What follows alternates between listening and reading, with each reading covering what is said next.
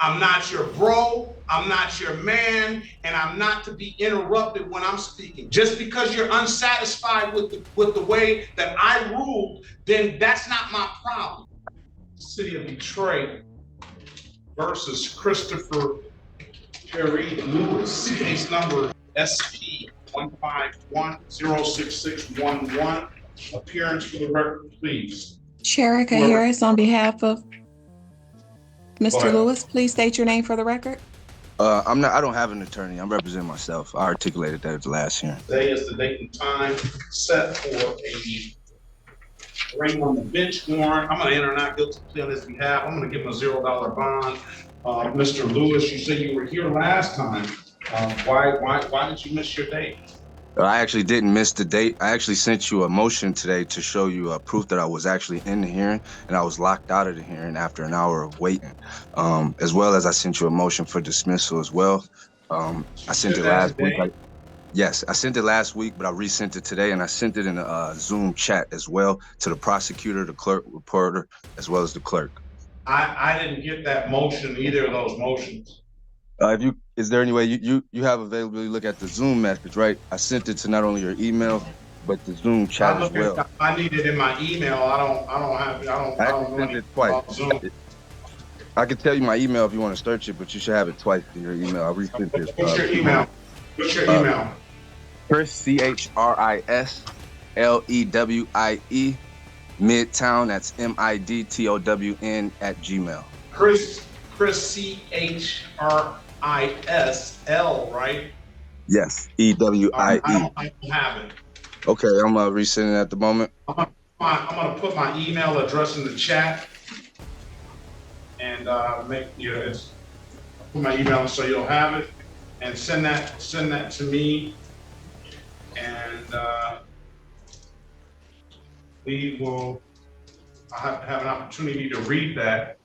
I'll confirm that you sent. I'll wait to confirm that you sent it to me, and I'll give you a date. The next court date is going to be a pretrial date on May the 28th, 2024 at 8:30.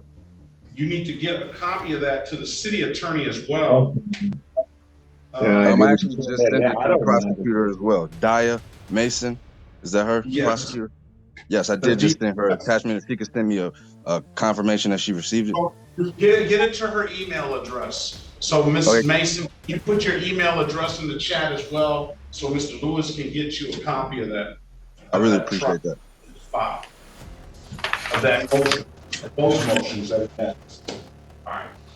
I'm going to wait on that. Once I confirm that you gave me that, I will recall the case. Let's go back on the record with Mr. Christopher Lewis. Buckle up, guys. Today we're stepping into a tense courtroom hearing where Christopher Lewis immediately challenges the proceedings and insists he never missed his date because he was locked out of the virtual hearing. The judge explains the warrant situation and gives him another chance to submit his motions, but even this simple exchange quickly turns into a clash over procedure, emails, and Lewis's belief that the court has ignored his rights. I have received this motion,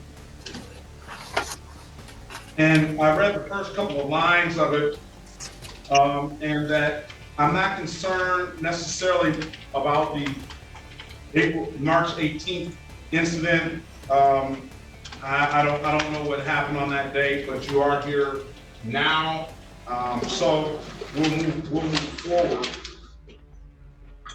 Excuse me, sir. I heard you say that you only read the first couple lines.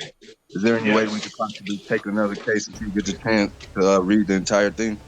It's only 2 pages. I'm not going to read this entire thing today. It's only like 3 paragraphs, the entire thing. The rest are just case sightings. All right, I'm gonna deny the motion.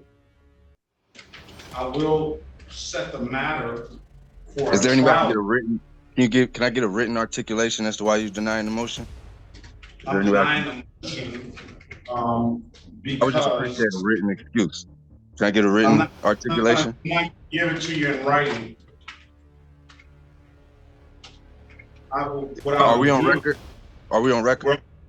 We're on record. Okay. Is this court bound by the U.S. Constitution and Supreme Court rulings? Yes. Okay, you were denying my motion when I said that I had Fourth Amendment violations, and you're saying that you're denying my motion without looking into it or granting me a hearing to go over my motion or give me an articulation as to why, a written excuse as to why. I want to make sure that that's what you're saying to me. You're asking for a change of venue. I'm I'm denying saying that. that. I'm saying that I know there's a motion for dismissal, and I'm saying that you, as an Article One judge under the Commerce Clause, if you're not going to uphold my due process and my Fourth Amendment, I'm saying that maybe we could change venues where I could get a real judge. Okay, I'm denying the motion to dismiss, okay? I'll set a trial date for you so you can be heard on that type of form. I insist that the court give me a written excuse as to why you're denying my motion so I could take that to the tenor, okay? Well, you can insist all you want to. Okay, You get a I appreciate that. But I'm telling you, you're telling me today why you're not going to look into it or give me a hearing. That's so I can go over the evidence that I have to present to go with my motion. You don't want to do any of that. So I'm just asking that you can give me a written excuse that I could go take and complain against you on, because that's violating my due process. You didn't even give me the chance to say we're going to schedule a evidentiary hearing or something like that. You're going to sit up here and disregard that when I made genuine claims and put genuine evidence in there. Overwhelming. From there, Lewis pushes much harder, arguing that the judge violated his due process and Fourth Amendment rights by denying his motion without fully reviewing it. He demands a written explanation and even asks for change of venue, claiming the judge is acting under the wrong constitutional authority. Judge Perkins rejects the sovereign citizen-style arguments, makes clear that Lewis cannot simply move his case because he dislikes the ruling, and sets the matter toward trial. So at the end of the day, like I said, there's no crime. This is a fraudulent charge. There's no suspect. Y'all suspect me for no crime. There's no victim, no loss. Okay? And in a minute, it's going to be malicious prosecution. So I'm asking you to dismiss this charge or change the venue. And if you refuse to do that, I'm asking you for a written excuse so I can take it to the tenor, sir. That's what I'm telling you. Because if not, I'm going to go to the tenor without it and let them know that you refuse to give me a written excuse and you refuse to give me an evidentiary hearing, but you just straight denied it. When you just 5 minutes ago, you said you didn't even read it. Now you just denied it. That's conflict of interest. That's bias. That's all that. So let's put it all on record. If you feel just as strongly as you feel, give me a written excuse. If not, let's change venue. Because you're Article One judge under the Commerce Clause. This conflict of interest, you only here to make money, man.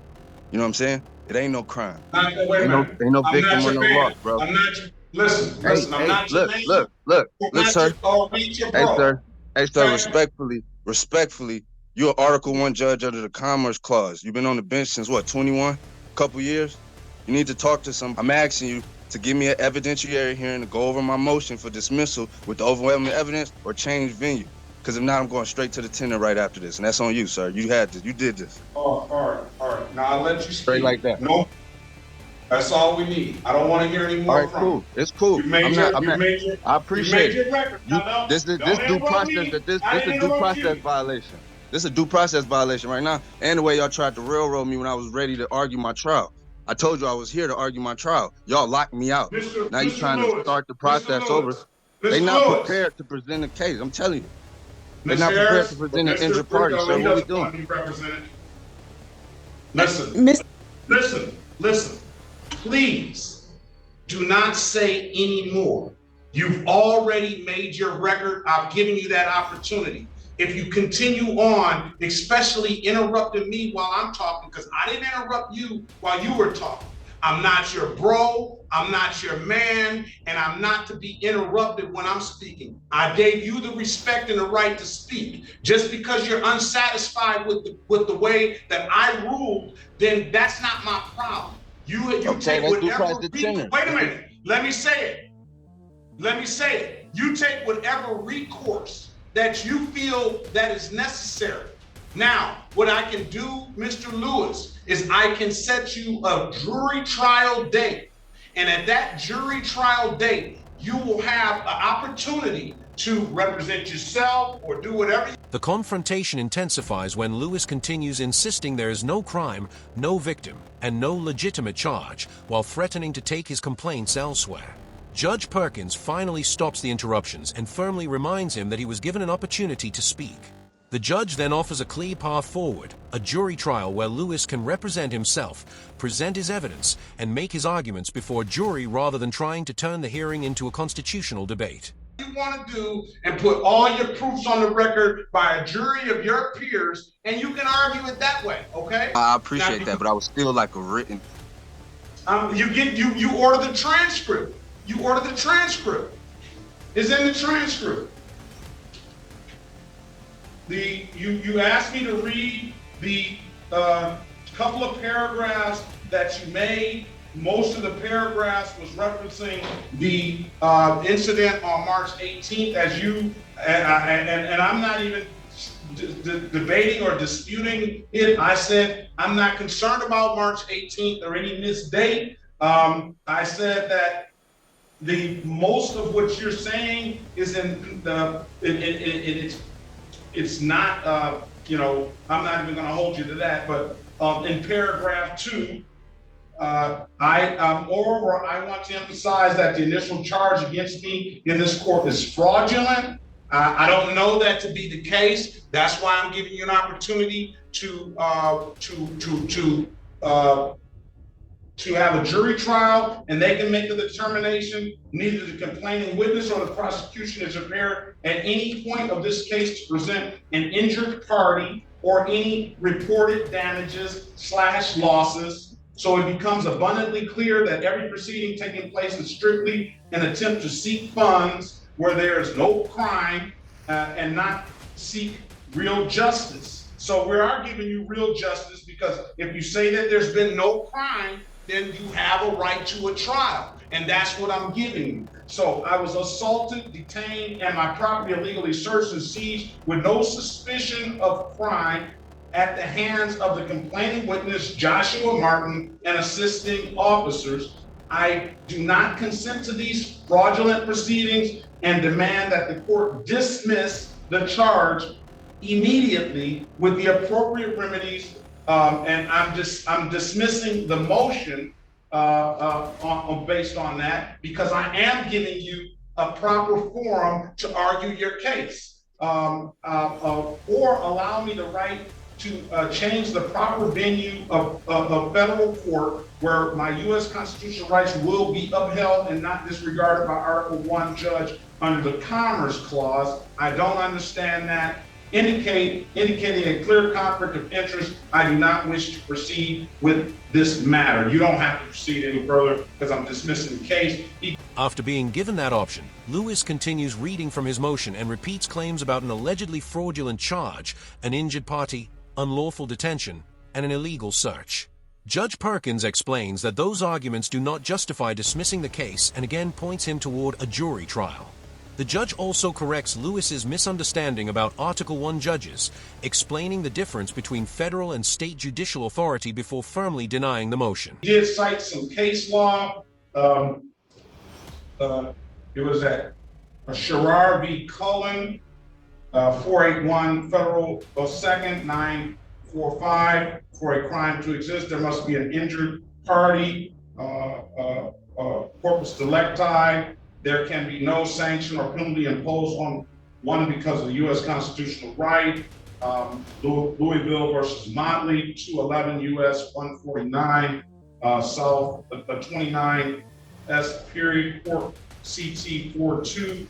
Any tribunal court finds absence of proof of jurisdiction over a person or subject matter, the case must be dismissed. The accuser bears the burden of proof beyond a reasonable doubt. All right. So I'm dismissing the motion, all right? And you can get a copy of that record of what we just made by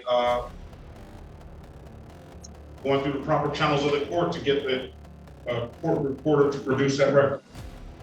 I can't even get the court reporter to respond to my voice messages or you to respond to my emails, sir. The court is not going to respond to your voice message. The court reporter is going to respond to you coming The 36th down. district told me to call her today, that I was locked out of my trial date. I had a scheduled trial. The court told me to call her that day, and I called her that day, and she still hasn't responded. So I'm trying to see if the court that you work for is trying to tell me how the appropriate channels, and then y'all doing it different in y'all court. What am I to do? I think you're talking about the court clerk and not the court reporter. There's a distinct. Yeah, I was two told to call the clerk the day that I was locked out, the Okay. moment I was locked So out. I did that. we've moved past that getting You know what I'm locked saying? out But that on was my March trial 18th. date.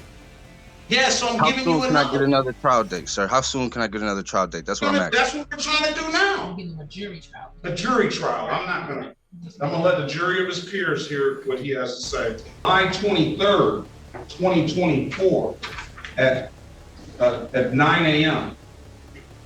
July 23rd? Yeah, 2024 at 9 a.m. We'll have a final pretrial the day before. Why would we need a final pretrial? Why would we need a final pretrial? Because I said I wanted one. But that's how you all protecting parties- your interest. You protecting your interest, and you're gonna dismiss it on that date. So you trying to play with me? You could dismiss it Oh today, my sir. God. You literally, A violating final my due process. pretrial 8:30. Miss You are Miss literally Mason. violating my due process. You can't even give me a written excuse, but you're gonna all this whole. Mr. Lewis, I know you don't want counsel, but is it possible we could talk in a breakout? Excuse me, ma'am. I do. Excuse me, ma'am. I am in pro se. Go to I'm in judicial pro se. tenure. Go wherever you want to. Final pretrial of I July am. It's all good. 22nd. And I am. trial date is going to be July 23rd. All the parties must appear on the final pretrial date, and the jury, and that can be on Zoom. And the next day, the jury trial date is in person. Have a very good day, Mr. Green. Best of luck to you. That's not my name. The hearing then moves toward scheduling, with the judge setting a final pretrial date and a jury trial date. Lewis continues objecting, arguing that the court is violating his due process, but the judge makes clear that the case will proceed through the proper process. The exchange ends with the judge directing him out, followed by the commentator's closing remarks. If you enjoyed the video, like it, subscribe, turn on notifications, and we'll see you in the next video.